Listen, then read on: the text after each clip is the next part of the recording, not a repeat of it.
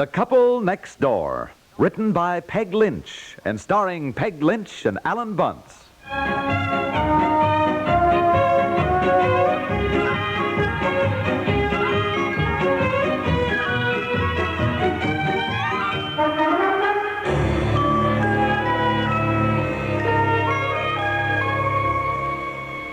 Where are the car keys? Oh, every morning, dear, I have really. never known it to fail. When we get our new house built, I'm going to have a special little cupboard built that is labeled car keys, and when you come home at night, I want you to put your cupboard in the keys and... all right. I'll put my cupboard in the keys. Mean your keys in the cupboard, Keys in and the then cupboard. in the morning we will know where they are. Yeah, okay.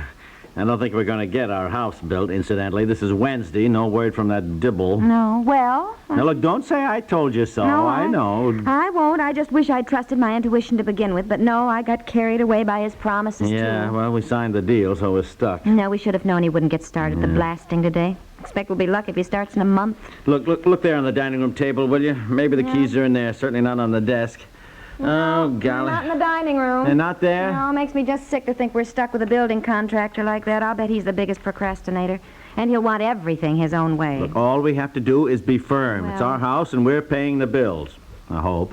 Telling us we'll be in the house by September 1st. Yeah, fat chance at the rate he's moving, that one. Okay. Now, look, don't start gabbing on the phone with one of the girls, will you, honey? Help me find the car keys. Did you look upstairs on the dresser? No. All right, I'll go look upstairs. Have a different suit on today. You All right, probably all right, changed I get your... it. Hello? Yes? Mr. Dibble? Yes? Oh, how wonderful. Well, yes, I know you said so, but Well, thanks for calling. Goodbye. He's starting today, honey. I found the car keys. It was Mr. Dibble. Honey, he's on his way out there now. He thought he'd call to say he's starting the blasting today. Oh, darling, think of it. The first spadeful of dirt that is being turned over today for our new house. Oh, that was Dibble, huh? By golly, really? Isn't that wonderful? I take back everything I said about Mr. Dibble. Except I've just got to try to understand that man. Yeah, me too. Well, isn't that something, Let's huh? drive out there right now. Oh, darling, I can't. I got to get to work. I got appointments all day. Honey, I can't, I tell you. I've got The to... first spadeful of dirt. Yeah, what you mean is the first shower of rocks. Look, you better keep your fingers crossed. There isn't too much blasting to be done. Is it hard to do? It's expensive. Oh, yes. Money. Yeah, all right. Well, I'm going right out there. And then tonight after dinner, we'll take Betsy and drive out again, all right? Yeah, all right, okay, fine. Oh, darling, think of it. At last we've started our new house. You,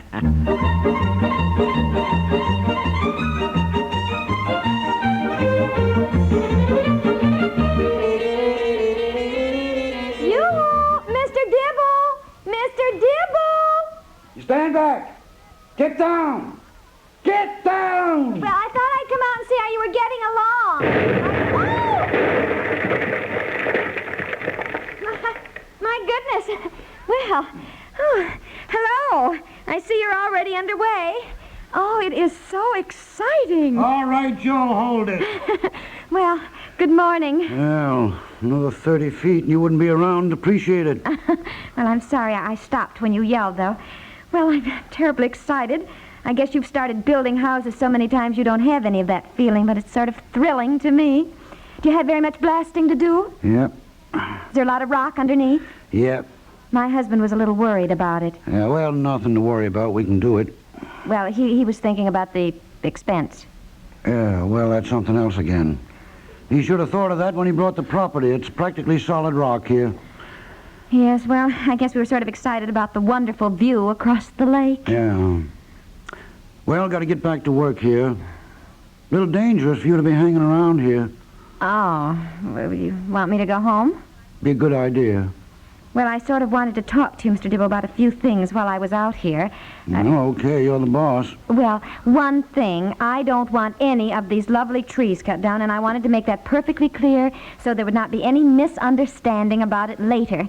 After all, if a tree is once cut down, there's no gluing it back on, is there? Never heard of it. Yes. Well, that's why I wanted to make doubly sure that we completely understood each other. I would be heartbroken if anything happened to any of these beautiful trees. You understand that? Yep. Well, I just wanted to tell you. Yep. Well... You hadn't planned to cut any of them down, had you? Yep. You had? Well, which one? Well, you got to cut down that blue spruce. That blue spruce, why, that's one of the most beautiful trees on the property. Well, I won't hear of it. I mean, I insist that you leave that blue spruce right where it is, Mr. Dibble. Yep. Well, you're the boss. Really, Mr. Dibble, I must say I'm surprised at you. Well, you aren't, as you're going to be when it's growing right up in the middle of your kitchen. Well, is that where my kitchen's going to be? According to plans. You can look at them right over here. Oh, well, I can't read those blueprints anyway. I'll have to take your word for it, but I can't bear the thought of losing that tree. Why, couldn't I have it moved instead of cutting it down? Yeah. Oh, well, why don't you say so? You frighten me. It's my favorite tree here. My goodness. Well, that's what we'll do then, Mr. Dibble. Move the tree. And put it, let's see, wherever the screened-in porch is going to be. Now, where is that? Porch will be over here. Oh, yes, I remember, yes. Well, move the blue spruce and put it right out there. All right? If you say so, you're the boss. Well, that's nice of you to say so, but we're all really working together on this, aren't we? Now, another thing. I've made a few notes here. Oh, look. Quick, on the stones over there, a little animal. Oh, it's a woodchuck. That's sweet. You know, there's something so satisfying about living in the country. You feel you're really getting back to nature. Everything's so untouched. Little woodchucks scampering through the woods and squirrels. Yep, skunks. Well, we'll certainly leave them untouched, huh? You better leave the snakes untouched, too. Saw a copperhead here this morning. Snakes? Yeah. Snakes? Well, where you got rocks, you got snakes. Why, the real estate man didn't tell us there were any snakes here when we bought the property. Well, isn't something likely to be a selling feature? Oh, dear, snakes. Oh, leave them alone, they leave you alone. I wouldn't worry. Kind you're likely to see, it'll be mostly harmless. Well, I guess they won't come in the house anyway. And built a house about 2 miles from here. Lady left her oven door open one night to cool off the oven. Next morning she looked in, 5 little baby snakes. 5 snakes? In her oven? Yeah, baby ones. Well, even baby ones would scare me. Good heavens, what'd she do? Put them outdoors, nothing else to do. Were they poisonous? Oh, garter snakes, that's all. Garter snakes, harmless. Well, I did have some things I wanted to talk over with you. Well, now let's see where are my notes again. Well, maybe we ought to talk some other time. I got 4 men here. Yes, I noticed, Mr. Dibble, and I'm glad you brought it up. 4 men, and I believe we're paying for labor by the hour. Now, I dislike saying this, but those 4 men have just been sitting over there smoking. They're not working. In all fairness, do you feel that's quite right, Mr. Dibble? No, can't say I do. Well, then don't you think you ought to tell them to get to work? Well, ma'am, you're the boss. But before I tell the men to get to work again, I'd like to make a suggestion. Yes, what is it?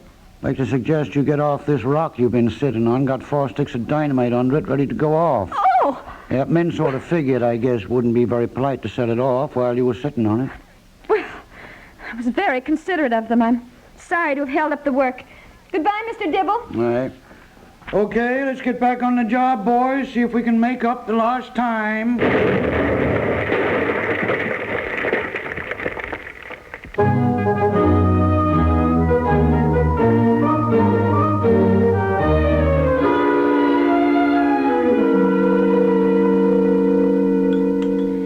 Hi, dear. Hi. Have you got the car keys in your hand? Yeah, why? I'll put them right in the kitchen window then, so tomorrow morning you know where they are. Oh, yeah, okay. No, leave the door open. The kitchen's so hot I'm having a roast. Yeah, I gotta have a screen door on there for long. Well, I hear you were out at the blasting operations today. Oh, how'd you know? Mr. Rogers called me. Seems that Dibble called him. Huh? What'd he say?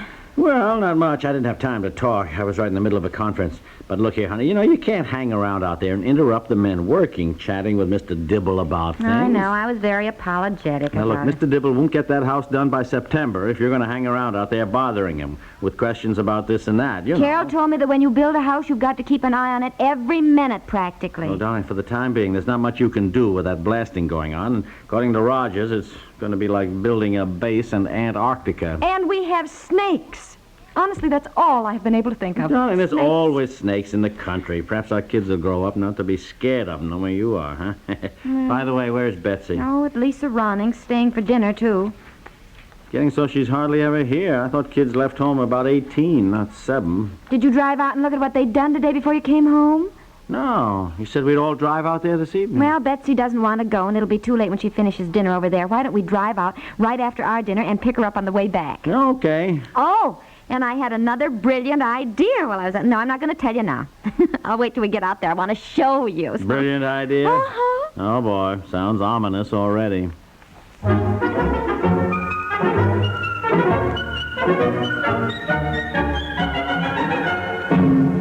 Cannon thundered and rockets flared over the barricades in the Battle of New Orleans, and Andrew Jackson won a great victory for the United States.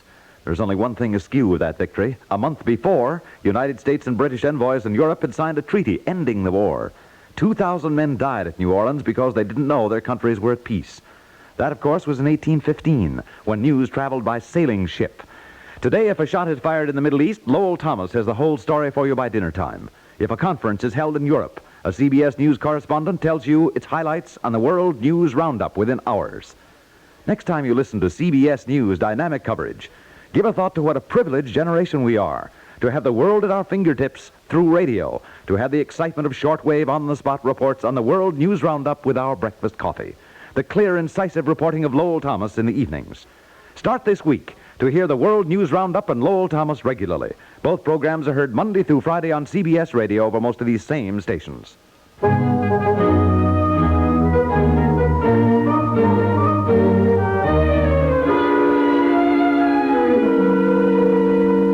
Hey, by golly, they did quite a bit of work here today. Yes, they really just started when I got here, I guess. Look at that rock ledge, would you?